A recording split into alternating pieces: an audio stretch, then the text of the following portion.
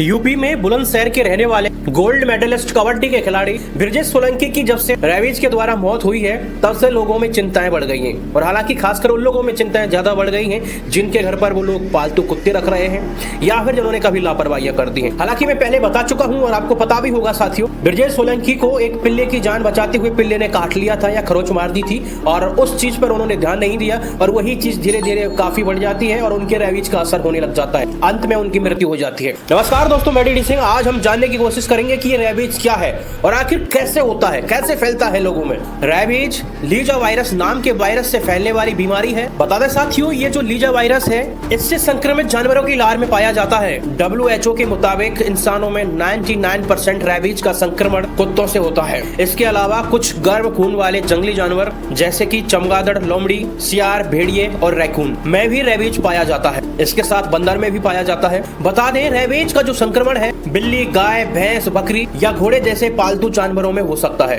बता दें साथियों, ये वायरस 3 तरीके से आता है। रेबीज से संक्रमित जानवर के काटने या खरोचने से। दूसरा है संक्रमित जानवर की लार के इंसानों के खुले घाव या मुंह, नाक, आंख की ऊपरी झिल्ली के संपर्क में आने से होता है। तीसरा है कुछ मामलों में रेबीज से संक्रमित किसी अन्य इंसान के संपर्क में आने से भी रेबीज फैलता है। जैसे कि साथियों, यदि कोई इंसान संक्रमित हो गया है और उसके संपर्क में हम आ रहे हैं, उसका जो लार वगैरह है वो अगर हमारे संपर्क में आ जाता है तो हमारे भी संक्रमित होने के पूरे चांस बन जाते हैं। बता दें साथियों, रेबीज के वायरस की एक बहुत बड़ी खासियत है, ये इंसान के शरीर में घुसने के बाद खून के बजाय सीधे नर्वस सिस्टम पर हमला करता है। जैसे कि पता है, नर्वस सिस्टम का जो मुख्य केंद्र है वो हमारा दिमाग है, इसलिए संक्रमण जो है आखिरी में दिमाग में पहुंच जाता है। लेकिन बता दें, इस वायरस के दिमाग में पहुंचने की जो स्पीड है वो काफी कम होती है। कुछ न्यूरोसर्जन डॉक्टर से बात करने पर यह बात भी पता चली है, आमतौर पर कुत्ते के हाथ या टांग में काटने के बाद दिमाग में पहुंचने के लिए तकरीबन 14 दिन का समय लगता है। हालांकि अगर कुत्ते ने दिमाग के करीब यानी गर्दन, सिर या चेहरे पर काटा है या फिर किसी बच्चे को काटा है तो वायरस 4 से 7 दिन के भीतर भी